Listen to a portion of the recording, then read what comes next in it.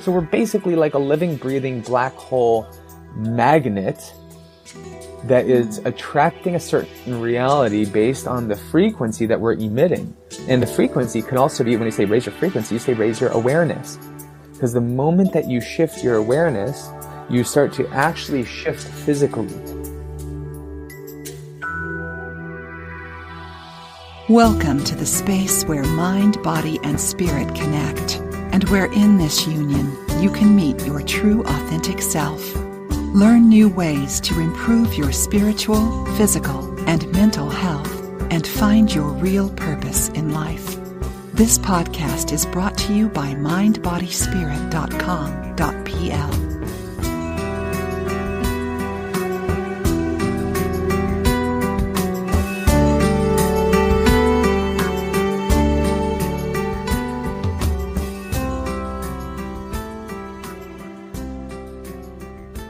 Hello everyone, I am very happy to have our special guest today here at the Mind, Body and Spirit Connection podcast, Jonathan Fritzler, who is a social entrepreneur, author, poet, digital nomad, surfer, metaphysician on a mission to awaken hearts and minds. He is also the founder of 4 nonprofit organizations. So, Jonathan, you are a very talented man in many areas of life, but for the sake of our interview not lasting many days, I would like to speak to you just about one of your projects and a little bit about your personal path. Awesome.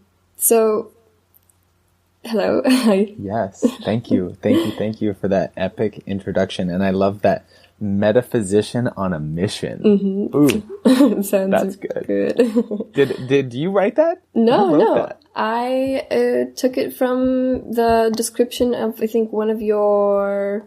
Metaphysician on a mission. Did I write that? Wow, that's good. I think you did, yeah. In the flow state, probably. That's so great. Love it. Okay. Can you tell me a little bit about your personal story and what guided you onto the path of self-growth? Yeah, absolutely. I have a few moments in my life that were pivotal, as I'm sure we all do. And my mom, she's a director in television, and she would always, when I was a kid growing up, I was in the newsroom pretending to be on the news, and she would always teach me, production. And one of the things in story writing that's a really powerful tool and kind of story technology is called a inciting incident. And the inciting incident is where something happens to the hero on his journey or her journey. And in the hero's journey, created by Joseph Campbell, if you've heard of Joe, he's the author of the book, The Hero with 1,000 Faces, and many other books all about mythology and how these different stories and myths have a similar framework and process. And it always starts with the hero who's in their comfort zone. They're in that place of just like kind of going with the flow and in their old reality, but there is something inside of them that is calling them to create something greater or to go on an adventure or to embark on a journey of self-discovery and transformation.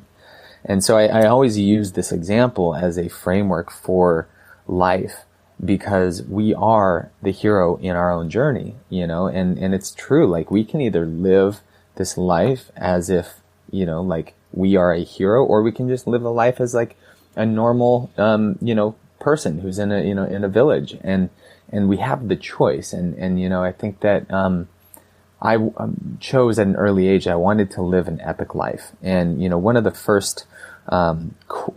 first quotes that I ever hung on my wall was by Albert Einstein, and it was the quote was, there are those who see life as if everything is a miracle, and there are those who see life as if nothing is a miracle.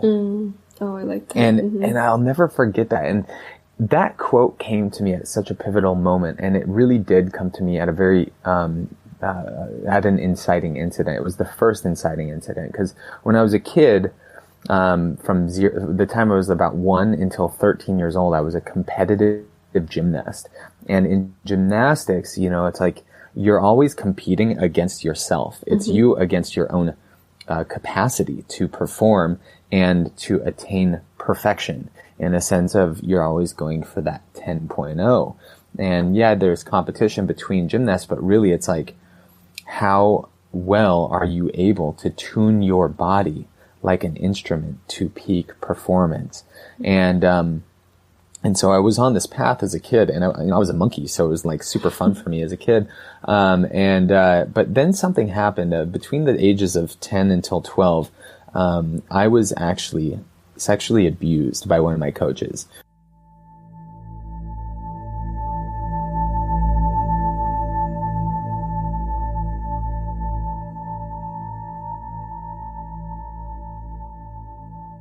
And it was very subtle, in a sense of, you know, it was only touching. However, it was enough to make me feel very traumatized. And he actually went to jail for abusing other kids in my class. And you know, when coaches and investigators and teachers were coming to me asking me, did it happen to you too? I said no.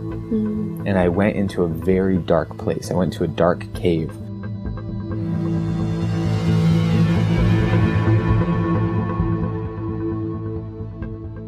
Of basically the inability to ever process that emotion.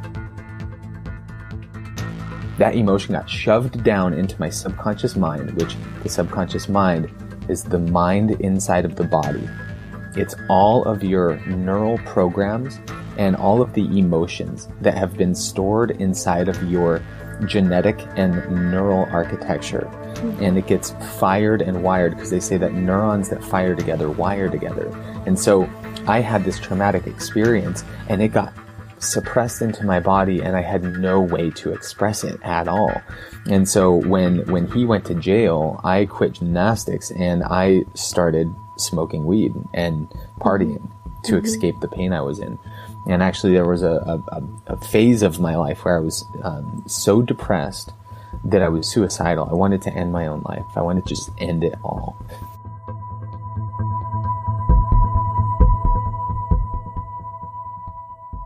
And thank God I didn't. And I actually had one of my first inciting incidences when I was about to take my own life. And in that moment, I got I heard a voice that came to me. It was the voice of God. I was literally about to hang myself. I had the noose around my neck. It was right around the time that the internet had come out, and I had, for the very first time, actually Googled how to tie a noose. It was before Google was even out. It was when the internet first came out. That was one of the first things I ever searched. And I was about to do it, and all of a sudden I heard this voice, and it said, "My son, you can either come and be here with me, and that's totally okay, or you can stay here and you can heal this for yourself and for the world." And it was at that moment that I just took the rope off of my neck, and I broke down into tears, and I just, in my own way, was able to release so much emotion, so much pain. And it was like all of that pain and darkness inside was just washed away from me in that moment. And it was actually expressed as emotion. It was expressed as tears, and it was as if I had been given a second chance at life. It was like, no, I have a mission now. I have something to stay here for.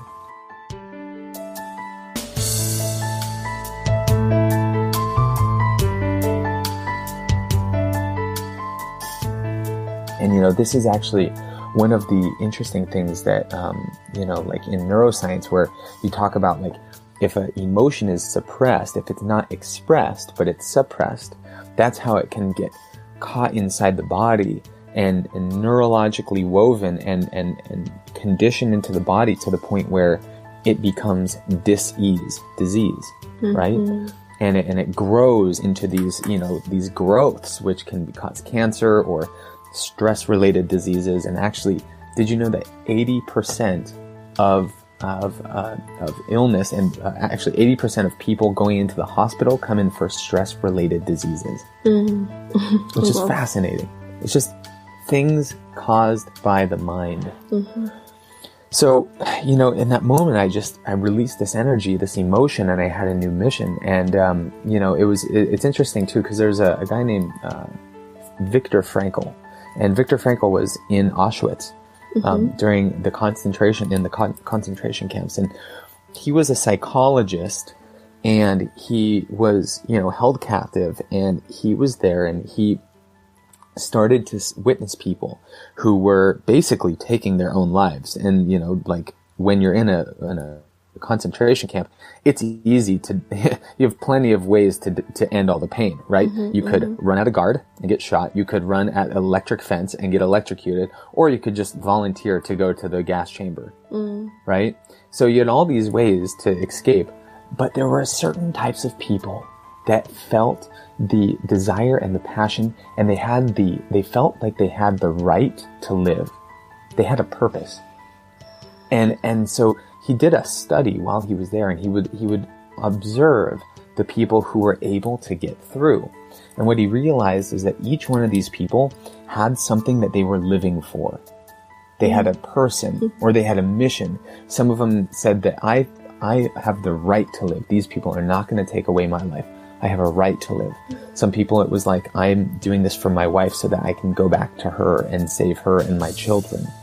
But either way, they each had something. And so looking back on my story, I'm realizing now that it's like, wow, in that moment, my emotion that I was holding on to that wanted to die was actually expressed as tears when I was given permission and a new mission. Right? And I feel like that's when I became a metaphysician on a mission, right? Because metaphysics is like the physics and the science of what is happening beyond the seen realms of this three-dimensional time-space reality. And it's like, what is the deeper meaning behind what's happening? I'm so thankful for you sharing so personal facts, because I feel like anybody who listens to this in the future, I feel like can relate so much more, because you glow. Like when I watched your videos, you glow with this such vibrant energy, and it's somehow helpful to know that in some way you went through something that probably most people are going through in some way, and how stronger you've become. It's very, very, very inspiring. Wow.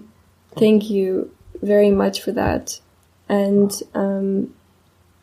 the project I chose to talk about out of many was Mind Lab Institute. Yeah. And can you tell me a little bit about how you became part of it and how it was created? Yeah, absolutely. So, through that journey of, beginning my mission of wanting to heal myself, right? Because that was the download. It was like, you can stay this and heal this for yourself and for the world, right? And so that's when I began my mission. And so at a very early age, I was on my spiritual path. And at the time, I was in a family that, was a Christian family. And so that was how I was introduced to spirituality. That was my introduction. That was my onboard, right?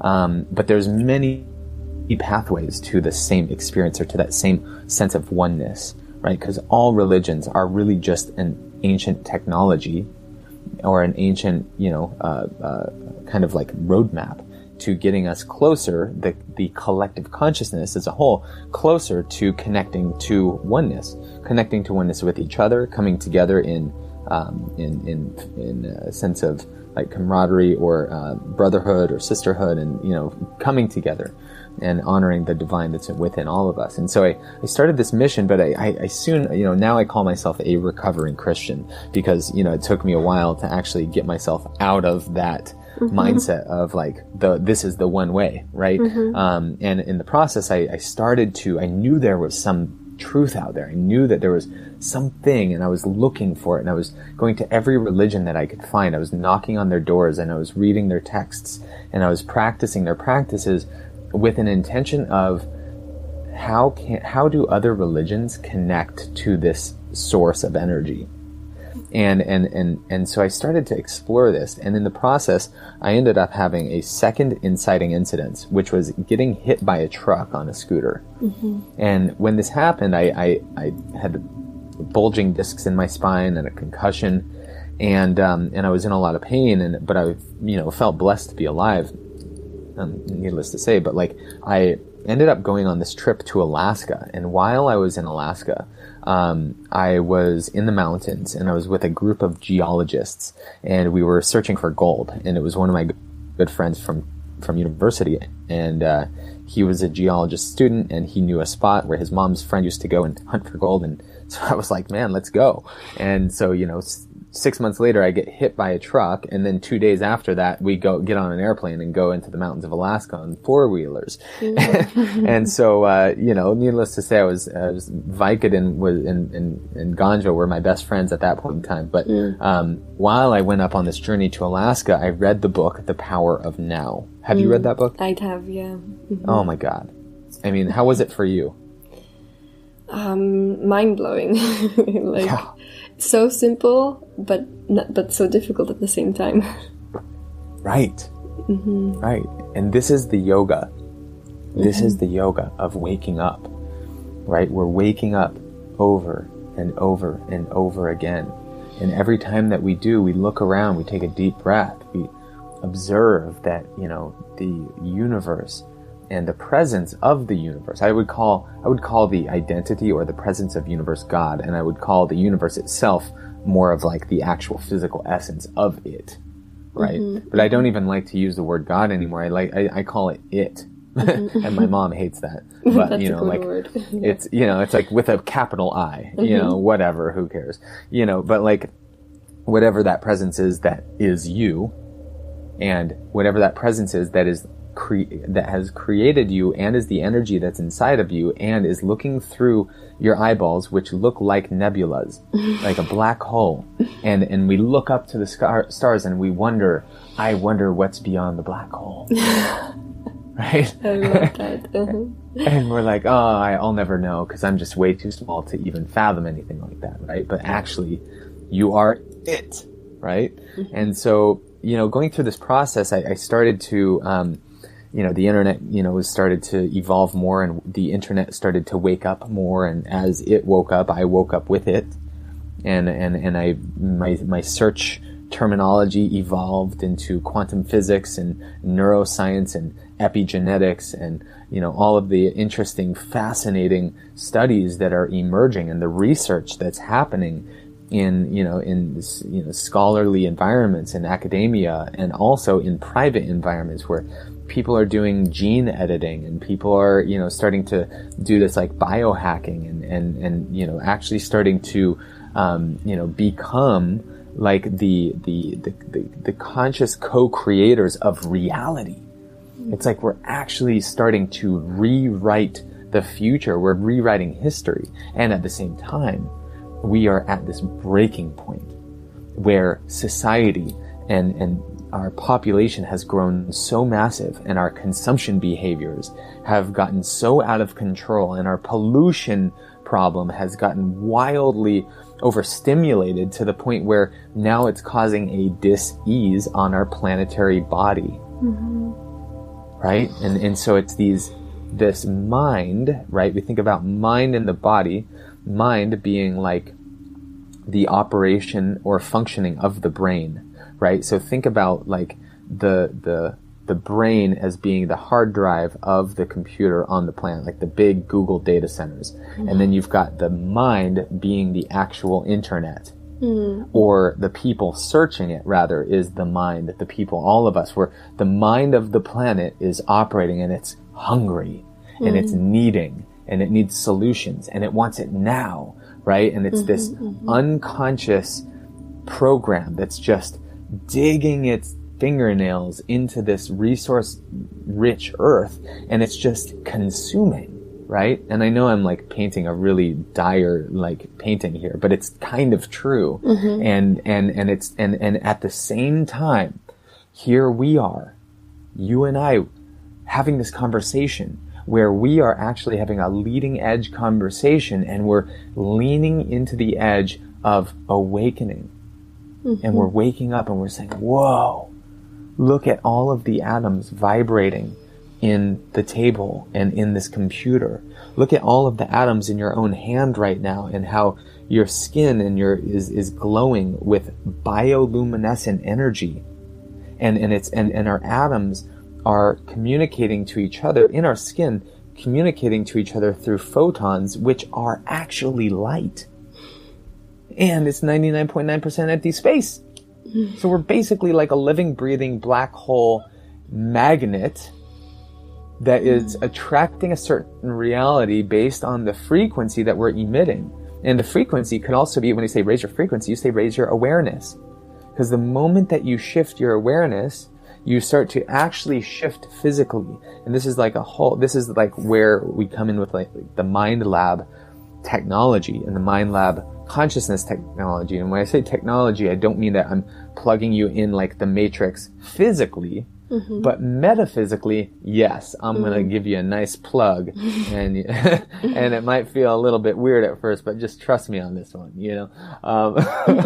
because when we change feels weird, change feels uncomfortable, and what I'm talking about changing are those unconscious behaviors of our compulsive tendency to need to consume and to fight for survival, when now more than ever we need to come together as a global community.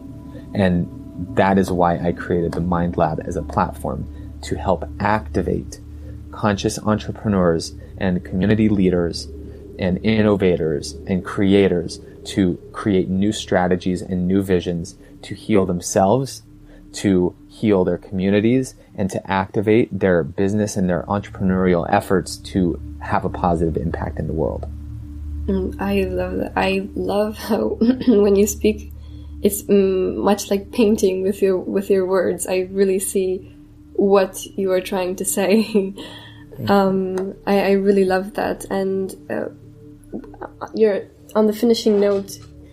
You said a little bit about combining business and spiritual development, and for some people that can be very different worlds. And how do you feel like these two, for some opposite worlds, can connect?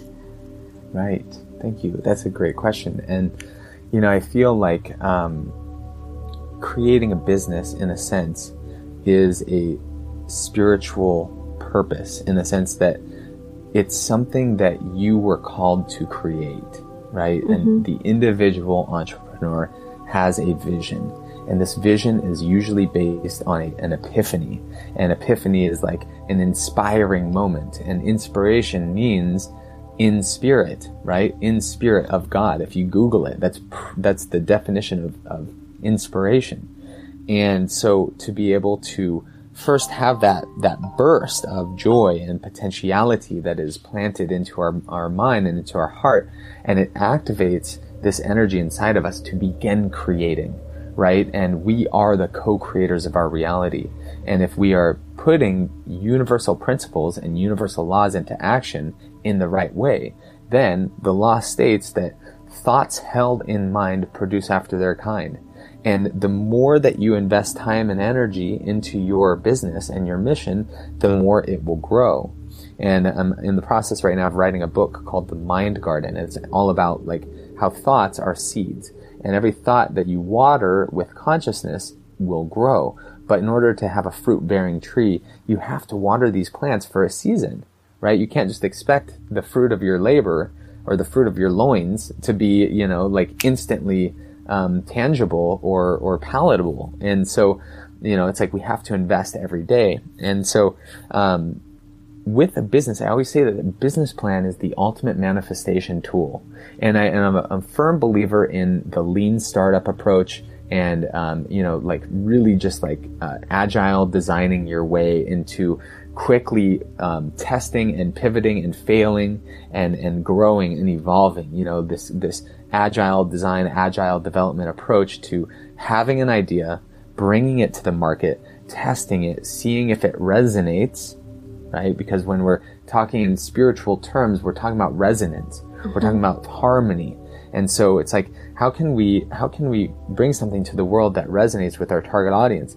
But beyond that, beyond just resonating with our audience, how can we, as the individual co-creator of our reality, create something that is so resonant with our own soul that by bringing this business or this new organization or this new effort or initiative to the world, how is bringing that to the world going to help your soul expand and lead you on an epic quest of fully and radically expressing your soul's purpose on this planet while you're here?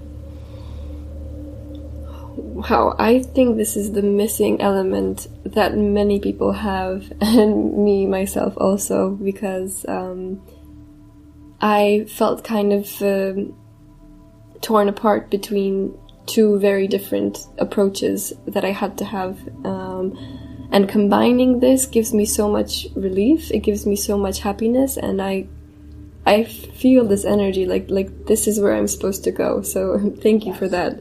Yeah, for sure. And, I think just to kind of like paint the picture, just to put one more kind of layer over it, and this is kind of like where the Mind Lab methodology comes in, is that in order to fully paint the picture of your most epic life and your most epic dream, you need to understand that it's a process.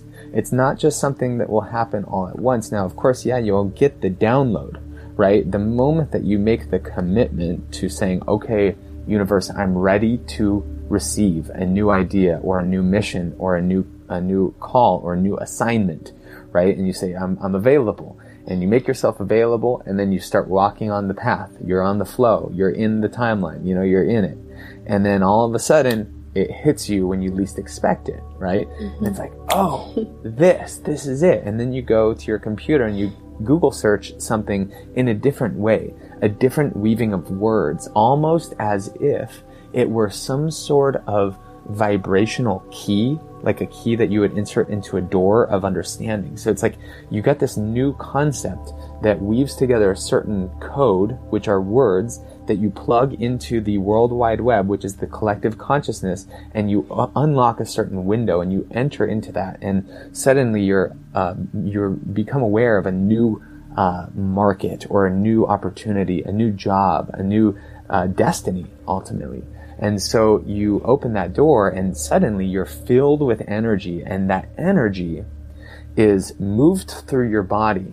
Now, if you have problems or situations or trauma or limiting beliefs and doubt that are in your body and they're stuck in there, when that energy comes in, there's a potential that those, what I call energy vampires, limiting beliefs, energy vampires, could potentially take that energy that you're receiving and suck it in and say, oh, but you're not good enough to do that. Mm. Right? Oh, you can't do that because you failed last time you tried. Keep failing. Keep failing. Don't be afraid to fail. Right? And go on that rite of passage journey to heal those unconscious beliefs. Right? The BS, the belief system. So that's the premise of the Mind Lab. The Mind Lab is a rite of passage process that's designed to help you neurologically unwind trauma and limiting beliefs and old programs that are neurologically woven into your genetic architecture, and to actually unwind those and then realign and redefine and re-embody and activate a new possibility for your future. And so it's a combination of neural reprogramming. It's a combination of learning the science of mind and consciousness and how we can command our body to feel a certain way in order to begin, neurologically experiencing a new experience, and actually being able to train the body to embody a frequency of an emerging future potential or possibility. So it's a combination of getting clear on the vision of the future and also the science of being embodied in the experience of living in alignment with that future experience, because that future experience always starts right now. And in quantum physics, there's infinite future potentials, infinite future timelines, infinite future dimensions, and they all start right now in this moment, and they're all stacked up on top of each other.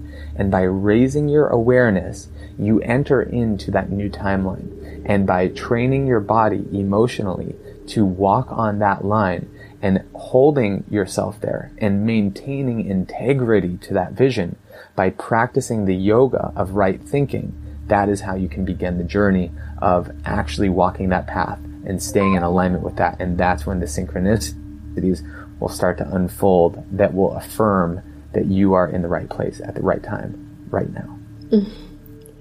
I know the feeling when you feel guided and you feel on that path. The one time when I feel like the door opened for me was when I typed moon and womanhood, like next to each other, full moon and womanhood. There was a full moon that day, and I never thought of combining those two words and typing them in, but I did, and I found so much knowledge that I'm very passionate about right now, that I am still very inspired by, and I had many synchronicities in that time, and I just know the feeling. I feel like everybody should feel that feeling of being in the flow, of being guided. I just love that. Beautiful. Beautiful. So, and immediately, when you said that, I immediately Google imaged moon womanhood, and I'm finding all of these really beautiful images, and immediately I just channeled this concept, and I'm sure you've probably already thought of this, but what about the idea of new womb? New womb. Oh, wow. And you host a ceremony or an event for women on the new moon. I've been thinking about doing different meetings and ceremonies at the new and full moon. Nice. So new womb, because as you know, there's an entire movement happening of woman work and womb work. And that would be a perfect kind of premise to an event. And it's cool because this is actually, I have another company, it's my coaching company, it's called Sacred Strategy, and it's based on my capacity to be able to channel for people, channel divine sacred strategy.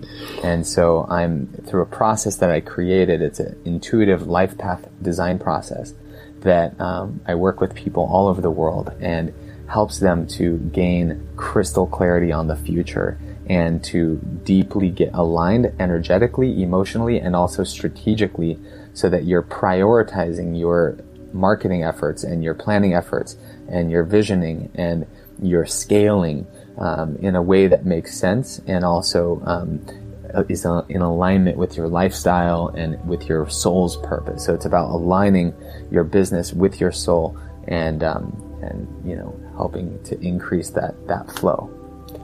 I'm so thankful right now. I love that. These two words give me so much hope and so much joy, and kind of like a new beginning for women. I really, really love that. I'm very thankful. Beautiful.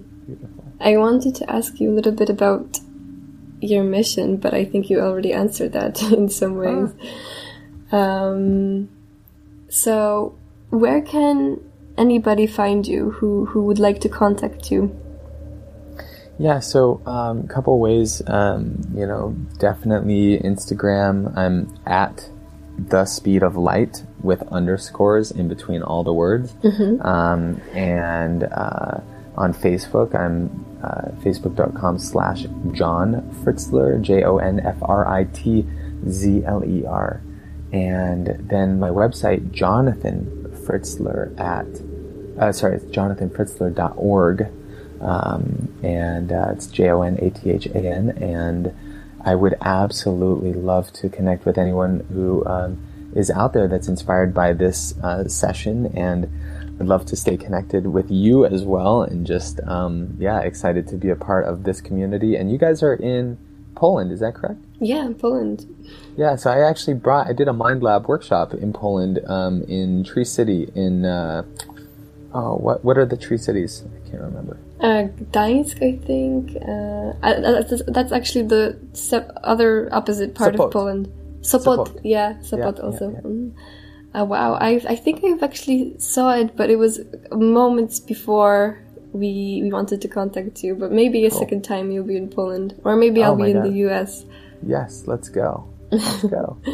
Okay. Yeah, and if you or anyone out there is interested, we'll be doing a couple of retreats coming up. There's a men's retreat happening in Bali in January 16th through the 22nd. It's called Elemental Men's Retreat. And then we'll also be doing a event called Quantum Shift happening in Costa Rica after the Envision Festival. And it's designed to happen in alignment with Envision Fest, so we can go and get inspired on the dance floor at Envision on the beach in the jungle, and then take that energy and channel it into our dreams. And we'll also be surfing at the second longest wave in the world. Wow. I would go for sure. I was actually thinking about Envision months ago, and I totally forgot. Yeah. So we'll see. God. We'll see what will manifest next year. Thank you so much for today. Definitely. Thank you for inviting me, and I look forward to doing it again soon. Thank you. You've been listening to Mind, Body, and Spirit Connection podcast. We'll be grateful if you leave your comments and share it with people that you care about. Visit us on mindbodyspirit.com.pl.